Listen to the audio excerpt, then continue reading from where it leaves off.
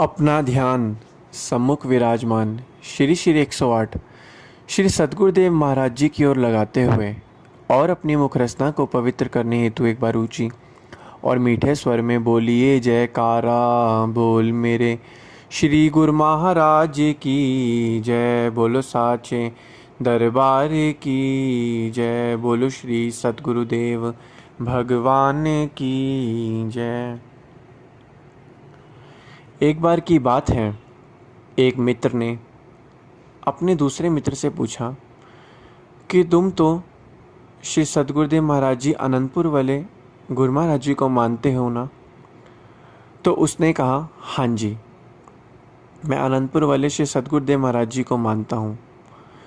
तो उसने कहा कि मैं तो है, हम तो सभी देवी देवताओं जी को मानते हैं, हम मंदिर भी जाते हैं, मस्जिद भी जाते हैं, गुरुद्वारे भी जाते हैं, हर जगह जाते हैं, हम सभी को मानते हैं, यहाँ तक कि हम 33 करोड़ देवी देवताओं को भी मानते हैं। लेकिन तुम तो सिर्फ और सिर्फ श्री सद्गुरुदेव महाराज जी को ही मानते हो, तुम तो किसी को साइड वाइड ही नहीं देते, तुम तो सिर्फ श्री सद्गुरुदेव महाराज जी को ही मानते हो। तो यह बात जब उसने सुनी तो उसने कहा, उसने एक उदाहरण के तौर पर समझाया कि आप एक रास्ते पर चल रहे हैं, एक रोड पर चल रहे हैं। जब आप एक रोड पर चल रहे हैं तो रोड पर चलते चलते अगर आपके पीछे एक साइकिल वाला आया, उसने आपको कहा कि मुझे साइड दो, तो आपने उसको साइड दे दी। फिर थोड़ी देर बाद एक स्कूटर वाला आया, उसने आपको कहा मुझे साइड दो, तो आपने उसको भी साइड दे दी। फिर उसके बाद एक गाड़ी वाला आया, उसने आपको कहा कि मुझे साइड दो, तो आपने उसको भी साइड दे दी। फिर उसके बाद एक ट्रक वाला आया, उसने आपको कहा मुझे साइड दो, तो आपने उसको साइड दे दी।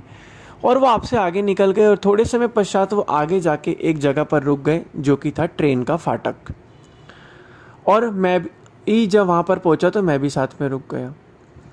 तो ऐसे ही वो ट्रेन के फाटक के वहाँ जब था वो रुक गए। अब आप मुझे बताओ कि पहले तो वह जल्दी करके यहाँ से निकल गए, अब वह ट्रेन के फाटक की तरफ क्यों रुक गए?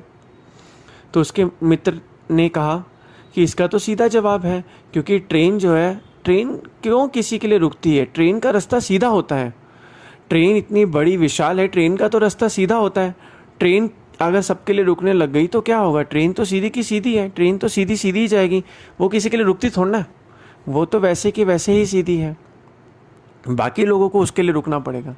तो उसने कहा, उस गुरुमुख मित्र ने कहा, ठीक इसी प्रकार हमारे श्री सद्गुरुदेव महाराज जी का जो रास्ता है वो सीधा है। वह सीधा रास्ता है क्या? वह सीधा रास्ता है कि नाम सुमिरन आराधन भजन अभ्यास सेवा करना, यही चीज़ें जो हैं उनका सीधा रास्ता है। मनुष्य की आत्मा का कल्याण करती है और मनुष्य को मुक्ति मिलती है, उनका ये सीधा रास्ता है। उन्होंने यही कहा है कि उनका ये सीधा रास्ता है कि ये चीज़ें जब मनुष्य करता रहेगा तो मनुष्य बुरे विचार बुरे कर्मों से हमेशा दूर रहेगा। उन्होंने ये बताया। उन्होंने यह भी साथ में बताया, उस जो गुरुमुख मित्र था उसने यह भी कहा कि मनुष्य जो है, भगवान तो एक ही है, लेकिन उनको मानने के सभी लोगों के तरीके अलग अलग हैं। भगवान तो एक ही है, अंत में तो हमें तो भगवान की ही प्राप्ति करनी है। तो आप उनको किसी भी तरीके से जो है भगवान को प्राप्त कर सकते हो। भगवान तो एक ही है, लेकिन उनको मानने के सभी लोगों के तरीके अलग अलग हैं। आप मस्जिद जाते हो, मंदिर जाते हो, गुरुद्वारे जाते हो, मना नहीं है, आप सब जगह जाओ, लेकिन काम को जो रास्ते हैं वह अलग अलग हैं तरीके मानने के। तो हमारे श्री सद्गुरुदेव महाराज जी का जो रास्ता है सीधा है, उनको मानने के भगवान के तरीके अलग अलग हैं। अंत में प्राप्त तो हमने सभी लोगों ने भगवान को तो करना ही है। तो उसने ये कहा। तो उसने कहा, होता क्या है कि जब वक़्त के संतों महापुरुषों की चरण शरण मिलते, सत्संग मिलता है, ये सभी हमारे जो कर्म है उनका नाश कर देता है। प्रारब्ध मतलब जो पहले हम जो कर्म कर चुके जो हमारे हैं वो तो वैसे के वैसे ही रहते हैं, लेकिन जो हमारे इस जन्म में जो कर्म है हम उनको जब करते हैं तो वह सत्संग से, अगर वो बेकार कर्म है, बुरे कर्म है, सत्संग से नाम अभ्यास की कमाई से जो है वो कर्म जो है नष्ट हो जाते हैं। जिस प्रकार सिर्फ कुछ चीज़ों को बदल सकते लेकिन सभी चीज़ों को नहीं। जिस तरीके से आपने एक हलवा बनाया, हलवे के अंदर अगर चीनी या तेल कुछ कम पड़ गया, आप हलवे के अंदर चीनी या तेल तो डाल सकते हो, लेकिन बने हुए हलवे को आप सूजी में दोबारा जो है कन्वर्ट नहीं कर सकते। ठीक इसी प्रकार जो कर्म हमारे पिछले जन्मों के हैं वो तो हम नहीं बदल सकते, लेकिन इस जन्म में जो हम कर्म करते हैं उनको नाम की कमाई और सत्संग के द्वारा जो है हम बदला जा सकता है। ठीक इसी प्रकार फटे दूध को हम दोबारा से सही दूध में नहीं बदल सकते। तो यही चीज़ जो है उस गुरुमुख ने उस मित्र को समझाई, और उस मित्र ने यह जब सुना तो उसकी जो है आंखें खुल गई कि उसको यह जो है, उसको जो अपना प्रश्न उसने पूछा था उसको उसका उत्तर मिल गया। इसी प्रकार एक बार की बात है, संत रविदास जी महाराज जी, हम सबको तो संत रविदास जी महाराज जी का पता ही है। संत रविदास जी महाराज जी जो थे, एक बारी क्या था, जूतों की जो थी वो कर रहे थे, ठीक कर रहे थे। तो इसी प्रकार ठीक उसी प्रकार जो था वहाँ से जो थे संत रविदास जी महाराज जी नीची जाति के थे, वहाँ से एक सेठ गुजरा। उस सेठ ने उस रविदास जी महाराज जी को कहा कि मेरे जूते जो हैं इनको ठीक कर दो, फटे हुए हैं। तो उसने क्या किया, संत रविदास जी महाराज जी को जूते दिए, और संत रविदास जी महाराज जी को जिन्हें जूते जो थे उनके ठीक कर दिए, सिलाई कर दी। तो उसने रविदास जी महाराज जी को जो थे कुछ पैसे दिए, कौड़ी के रूप में पैसे दिए। और संत रविदास जी महाराज जी ने उनसे पूछा कि आप कहाँ जा रहे हैं। तो उस रविदास जी महाराज जी ने जब यह पूछा तो उसने कहा कि मैं तो गंगा का स्नान करने जा रहा हूँ। और उस जो सेठ था उसने कहा कि मैं तो गंगा स्नान करने जा रहा हूँ। कहते हैं कि गंगा स्नान करने से, दान करने से ही ये जीवन का असली जो है मकसद होता है, असली मकसद यही चीज़ है। तो संत रविदास जी महाराज जी ने कहा कि ये जो कौड़ी आपने मुझे दी है, इस कौड़ी को आप जो मेरी तरफ से गंगा मैया जी को अर्पित कर दीजिएगा, दान कर दीजिएगा। तो वह संत जो ने जब उनको कहा तो वह सेठ जी गए, जब गंगा का स्नान किया उन्होंने जो था, स्नान करने के बाद वह भूल गए। उनके दिमाग में याद आया कि संत रविदास जी, जो रविदास जी थे, उन्होंने उनको जो थी एक कौड़ी दी थी और उन्होंने उनको कहा था कि इसको दान करने के लिए, भेंट करने के लिए। तो उन्होंने कहा मैं इसको भेंट कर देता हूँ, कहीं मेरे पर भार ना चढ़ जाए। तो उसने जो था, सेठ था, उसने वह जो कौड़ी थी वह जो था गंगा मैया को दान कर दी, भेंट कर दी। भेंट करने के बाद हुआ क्या, गंगा मैया के अंदर से एक हाथ के रूप में चीज़ निकली और उन्होंने कहा कि यह जो है कौड़ी जो है मुझे दो। तो यह कौड़ी जो थी उन्होंने उनके हाथ में दे दी। फिर थोड़ी देर बाद क्या हुआ, अंदर से एक हीरे रतन जवाहरात से एक कंगन जो था गंगा मैया ने सेठ जी को दिया और कहा कि यह जाके संत रविदास जी महाराज जी को दे आओ। तो वह जाके सेठ जी यह देखकर सब हैरान हुए। तो रास्ते में संत सेठ जी जब वापस आ रहे थे तो उनके हाथ में बेशकीमती हीरे जवाहरात से सजा हुआ जो था कंगन था। तो उसने विचार किया कि संत रविदास जी को इसके बारे में क्या पता थोड़ा ना चलेगा, तो क्यों ना मैं एक काम करता हूँ, मैं ये कंगन जो है राजा को जाके दे देता हूँ, इस नगर के राजा को जाके, फिर उसमें बदले में मुझे बहुत ही इनाम और धन दौलत मिलेगी। तो वह कंगन जो लेकर सीधा राजा के दरबार में चला गया। उसने राजा को कंगन दिया। राजा ने वह कंगन अपनी जो वो रानी थी उसको दिया और कहा कि ये लो कंगन उपहार में। तो वह कंगन इतना बेशकीमती, तो उस पर ऐसे हीरे रतन जवाहरात जो थे लगे हुए थे।